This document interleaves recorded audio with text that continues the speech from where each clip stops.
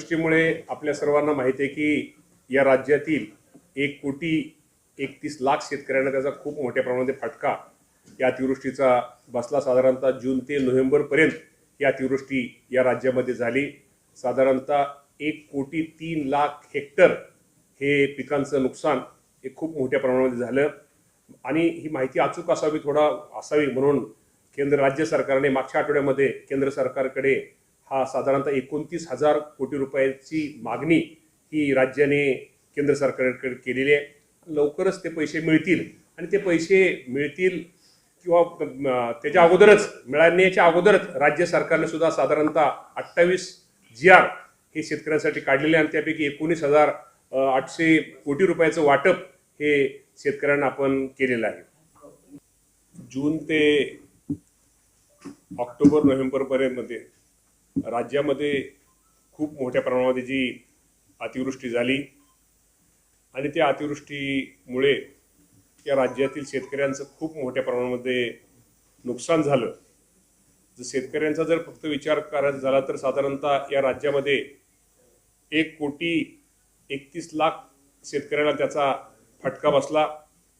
आपण क्षेत्राचा जर विचार करायचा तर त्याचं साधारणतः 1,03,00,000 हेक्टर पिकाला त्यात खूप मोठ्या प्रमाणात त्या पिकांचं नुकसान झालं आणि नुकसान झाल्यानंतर या राज्याचे मुख्यमंत्री दोन्ही उपमुख्यमंत्री यांनी जे आपल्या सर्वांना शेतकऱ्यांना जे आश्वासित केलं होतं त्याप्रमाणे जे पॅकेज जाहीर केलं होतं त्याप्रमाणे शेतकऱ्यांना मदत ही देणं सुरू केलेलं आहे।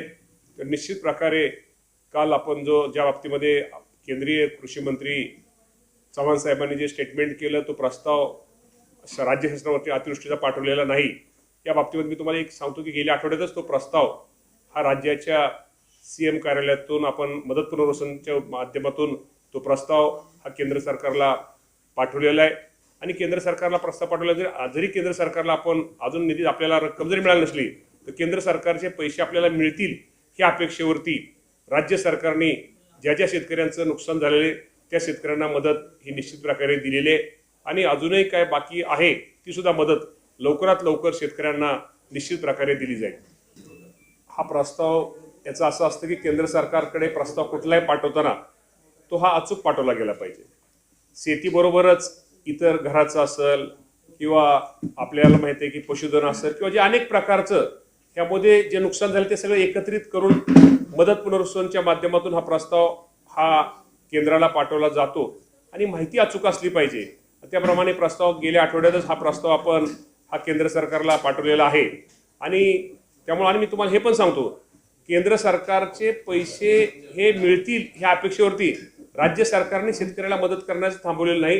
राज्य सरकारने स्वतः राज्य सरकारने शेतकऱ्याला मदत केलेली आहे। आता मदत पुनर्वसनचा हा विषय जरी असला की कृषीच्या बाबतीमध्ये तुम्हाला सर्वांना माहिती की जे पॅकेज आपण जाहीर केलेलं आहे हे पॅकेज आपण केंद्र सरकारला पैसे दिले आपण ते काय शेतकऱ्याला पैसे देणार नाही।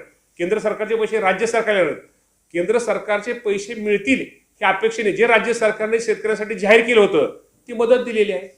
केंद्रीय मंत्री अधिवेशनामध्ये असतील गेल्या आठवड्यातच तो प्रस्ताव आपण पाठवलेला ऐका ना प्रस्ताव पाठवलेला आहे आणि प्रस्ताव मी तुम्हाला सांगतो ना जरी प्रस्ताव आपण केंद्राने पाठवलेला जरी प्रस्ताव पाठवला असला राज्य सरकारने केंद्राचे पैसे मिळतील ह्या अपेक्षेवरती शेतकऱ्यांना मदत केलेली आहे। त्या बाबतीमध्ये शेतकऱ्यांना काय मदत आपण थांबवलेली नाहीये।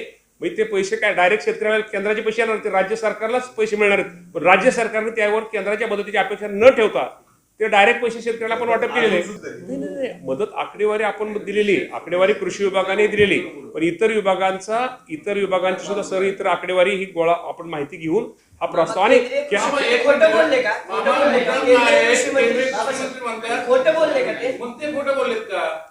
केंद्रीय कृषी मंत्री खोटं बोललेले नसावीत कदाचित अधिवेशनामुळे